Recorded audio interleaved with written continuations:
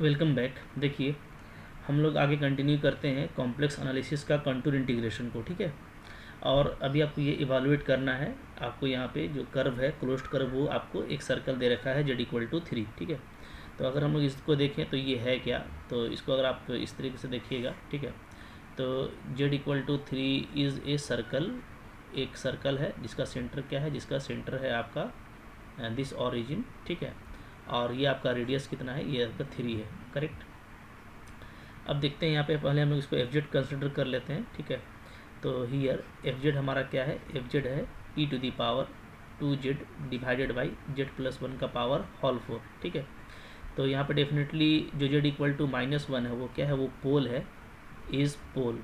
ठीक है, of F Z, और इसका ऑर्डर के कितना है, ऑफ ऑर्डर है इसका 4। करेक्ट है। ठीक है, और ये z=1 है, ये डेफिनेटली क्या है, हम लोग देख रहे हैं, ये जो z=-1 है, ये मेरा इनसाइड लाई करता है। ठीक है, विच लाई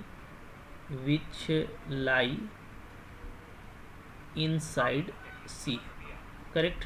ठीक है, अच्छा अब देखिए, अगर इनसाइड सी लाई करता है तो डेफिनेटली क्या है मेरा, इस केस में इंटीग्रेशन जो है वो कभी भी जीरो नहीं होगा। ठीक है, क्योंकि हमको आई के अंदर सी के अंदर हमको इस क्लोज्ड कर्व के अंदर हमको सिंगुलरिटी मिल रहा है, तब हम लोग यहाँ पे जो है रेसिड्यू थ्योरम लगाएंगे। ठीक है, तो पहले मैं रेसिड्यू फाइंड आउट कर लेता हूँ, रेसिड्यू एट z=-1। ठीक है, तो ये क्या होगा, चूँकि इसका देखिए ऑर्डर 4 है, तो हम लोगों ने लास्ट लेक्चर्स में जो फार्मूला पढ़ा था वो हम लोग अप्लाई करेंगे। तो फार्मूला क्या हो जाएगा, तो फार्मूला इसका हो जाएगा 1/3। ठीक है, जितना ऑर्डर है उससे एक कम लेना है। ठीक है, और उतना ही ऑर्डर का डेरिवेटिव लेंगे। ठीक है, ऑफ z+1, जो फैक्टर बनेगा वो z+1 का पावर होल 4। ठीक है, एफ जेड, और ये हमको निकालना है। ठीक है, पूरा, और लास्टली हम लोग इसको पुटअप कर देंगे इसमें कितना, z=-1। तो ये फार्मूला होता है। ठीक है, अब देखिए 1/3 इज 6। ठीक है, ये आपका थर्ड ऑर्डर डेरिवेटिव है, और यहाँ देखिए अगर हम लोग एफ जेड को यहाँ पे पुटअप कर दें तो ये फैक्टर कैंसिल होगा, तो हमको सिर्फ बचेगा e⁻²z। राइट, तो अब देखिए e⁻²z का अगर आप 3 टाइम्स डेरिवेटिव निकालते हैं तो ये क्या आएगा, e⁻²z ही आएगा, और 2 का पावर क्यूब आ जाएगा, यानी 8 आएगा। ठीक है, एट z=-1। ठीक है, तो यहाँ से आप 8 को 6 से कट कर सकते हो, तो हमारा आ जाएगा यहाँ पे 4/3 e⁻², if we put z=-1, तो ये हमारा आया। ठीक है, अब देखिए अकॉर्डिंग टू रेसिड्यू थ्योरम हमारा क्वेश्चन बहुत जल्दी सॉल्व हो जाएगा।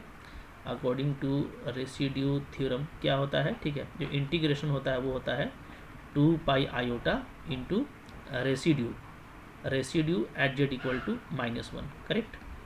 अब देखिए आपका 2πi है, और रेसिड्यू क्या आ गया, रेसिड्यू हमारा आ गया 4/3 e⁻²।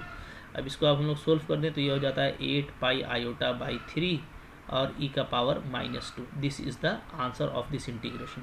करेक्ट। ठीक है, इस तरीके से करना है, बहुत मुश्किल नहीं है, आपको आराम से काम करना है, फार्मूलाज वगैरह आपको सारे याद रखने हैं। ठीक है, यहाँ पे चलिए कुछ हम लोग और 1-2 क्वेश्चन ऐड करेंगे। ठीक है, अब देखिए अगर हम लोग इस सर्कल को देखें, ठीक है, तो ये जो सर्कल है हम लोगों का, ये इसका सेंटर हो गया आपका ओरिजिन, और रेडियस हो गया, सॉरी सेंटर 10 है, तो ये सेंटर हो गया, और रेडियस आपका 2। ठीक है, तो कुछ इस तरह का सर्कल ये हम लोगों को दिखेगा। ठीक है, राइट, इस तरह का, यानी ये आपका सेंटर हो गया 10 और रेडियस 2 है, तो ये आपका जो है पॉइंट क्या हो गया, 3 और 0 हो गया। ठीक है, अच्छा अब देखिए यहाँ पे जो सिंगुलरिटी है,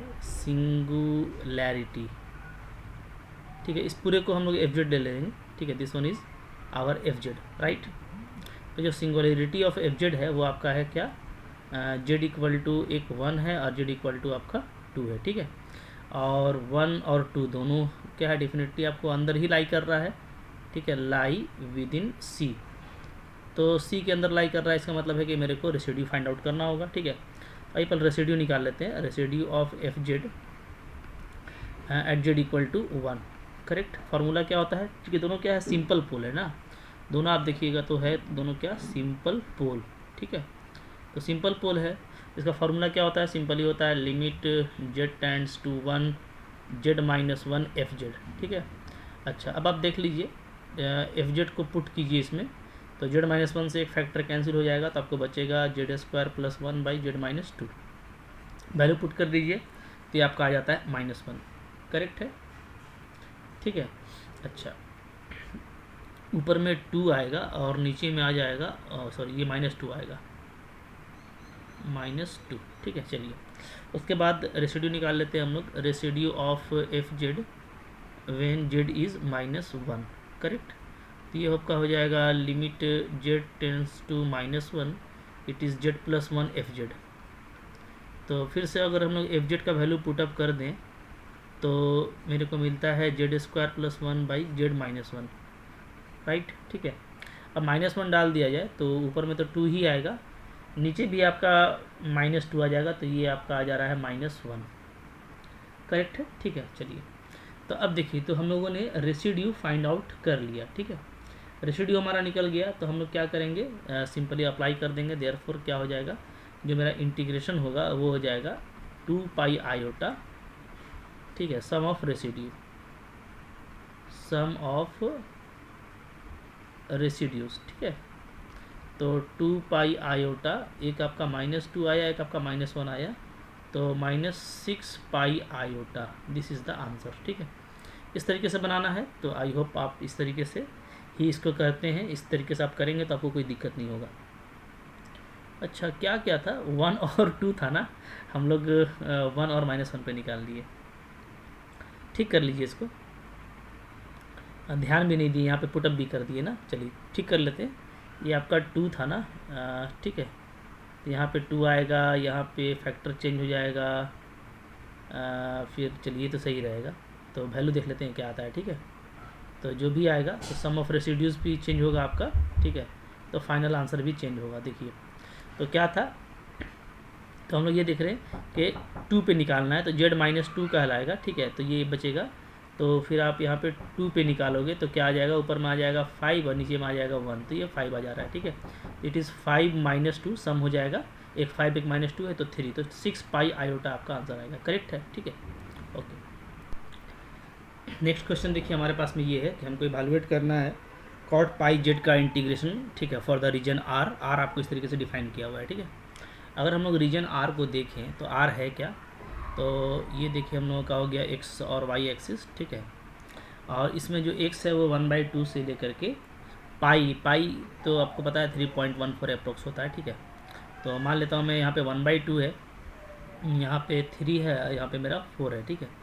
तो ये जो है हम लोग देखेंगे, ये एक लाइन होगा मेरा, ठीक है, एक्स के लिए, और ये यहाँ तक जाएगा, करेक्ट है, ठीक है। 3.14 ना, तो समवेयर यहाँ तक जाएगा, ठीक है। ये तो इस लाइन को मैं हटा देता हूँ बीच से।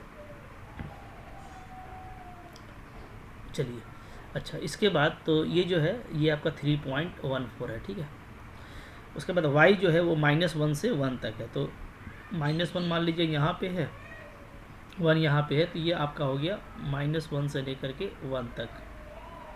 तो जो रीज़न मेरे को मिल रहा है, ठीक है, वो ये रीज़न है डेफिनेटली, ये वाला, दिस इज़ द रीज़न, ठीक है। ये मेरा डेफिनेटली क्लोज्ड रीज़न है, बाउंडेड रीज़न है, ठीक है। तो अब देखिए, तो इस रीज़न में हम लोगों को ये देखना है कि इंटीग्रेशन का जो सिंगुलरिटी है वो इसके अंदर में है या बाहर है, ठीक है। तो हम लोग इसको देख लेते हैं। यहाँ पे जैसे एफ जेड मेरा क्या है, एफ जेड आप देखिएगा तो ये है आपका कॉट पाई जेड, ठीक है। कॉट पाई जेड को आप लिखते हो क्या, cos pi Z divided by sine pi Z, ठीक है। तो ये कहाँ पे एनालिटिक नहीं है, तो F Z is not analytic, is not analytic where, जहाँ पे आपका जो डिनोमिनेटर है साइन पाई जेड वो क्या होगा, 0 होगा, ठीक है। दैट इज़ आपका क्या होगा, पाई जेड जो होगा वो आपका n पाई होगा, यानी डेफिनेटली जो जेड होगा मेरा वो क्या होगा, n होगा, ठीक है। जेड इज़ n, जेड आपका क्या होगा, जेड आपका n होगा, ठीक है। अच्छा, जेड अगर n है तो n क्या है हमारा, n जो है यहाँ पे n जो है आपका वो नेचुरल नंबर है, ठीक है, इंटीजर भी आप बोल सकते हो, ठीक है। तो n जो है आपका यहाँ पे वो, अगर हम लोग ले लेते हैं नेचुरल नंबर, ठीक है, ओके। तो अब देखिए n आपका यानी क्या होगा, आपका 1 होगा, 2 होगा, 3 होगा, राइट, ठीक है। अच्छा, अब इसमें देखिए, इसमें अगर आप इंटीजर भी लेते हैं ना तो आएगा नहीं, क्योंकि n अगर आप इंटीजर लेते हो तो जो निगेटिव इंटीजर वाला है वो तो आपका सब इधर है, तो निगेटिव इंटीजर तो आउटसाइड चला जाएगा, ठीक है। तो within the region, within R हम लोग बात करें, विद इन आर जो रीजन है उसके अंदर जो सिंगुलरिटी है वो कौन कौन आएगा, तो एक आपका एक 1 आ जाएगा डेफिनेटली, एक आपका 2 आ जाएगा, एक आपका 3 आ जाएगा, उसके बाद तो कोई नहीं आएगा, ठीक है। Within R N is equal to, ठीक है, जेड इज इक्वल टू 1 2 3, ठीक है। R singularities of F Z, correct है, ठीक है। तो हमको सिर्फ रीजन के अंदर देखना है, इसलिए कि रीजन के बाहर जितना भी होगा वहाँ पे आपका जो इंटीग्रेशन है वो क्या हो जाता है, 0 हो जाता है, ठीक है। तो हमको सिर्फ सिंगुलरिटी देखना है जो रीजन के अंदर आता है, करेक्ट है, ठीक है। तो 1 2 3 अब हम लोग क्या करेंगे, रेसिड्यू फाइंड आउट कर लेंगे ताकि हम रेसिड्यू थ्योरम अप्लाई कर लें, ठीक है। तो देखिए सबसे पहले मैं रेसिड्यू निकाल रहा हूँ, at Z equal to 1, formula क्या हो जाएगा, फार्मूला हो जाएगा limit Z tends to 1 Z minus 1 and F Z, correct है, ठीक है। ये आपका आ जाएगा limit Z tends to 1 Z minus, correct है जी, ठीक है। तो यहाँ पे हो जाएगा limit Z tends to 1 Z minus 1 और एफ जेड क्या है हम लोगों का, एफ जेड है cos pi Z divided by sine pi Z, ठीक है। अब यहाँ पे आप ना एल हॉस्पिटल रूल जो आपने पढ़ा है उसको अप्लाई कीजिए, यानी ऊपर नीचे आप डिफ्रेंशिएट कीजिए ताकि आपका लिमिट एग्जिस्ट कर जाए फाइनाइटली, ठीक है। तो एल हॉस्पिटल लगाएंगे तो जेड माइनस 1 आ जाएगा, ठीक है। कॉस पाई का क्या हो जाएगा, साइन पाई जेड हो जाएगा, करेक्ट है। साथ में आपको पाई भी मिलेगा, ओके। चलिए, और तो फिर आपका नेक्स्ट टाइम में आप ये करेंगे कि कॉस पाई जेड को सिर्फ जेड माइनस 1 को करेंगे तो कॉस पाई जेड आपका छूट जाएगा, ठीक है ना।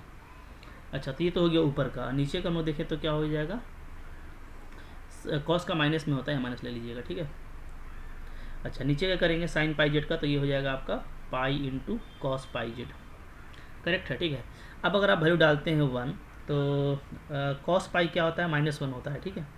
तो आपको आ जाता है -1 बाई, नीचे भी आपका -1 आएगा, तो आपको सिर्फ 1 बाई पाई आ रहा है, ठीक है। तो लिमिट आपका एग्जिस्ट कर गया। इसी तरीके से आप रेसिड्यू निकाल लीजिए एट जेड इक्वल टू 2, ठीक है। जब जेड इक्वल टू 2 पे लगाएंगे तो ये फार्मूला हो जाएगा आपका जेड माइनस 2 और एफ जेड, ठीक है।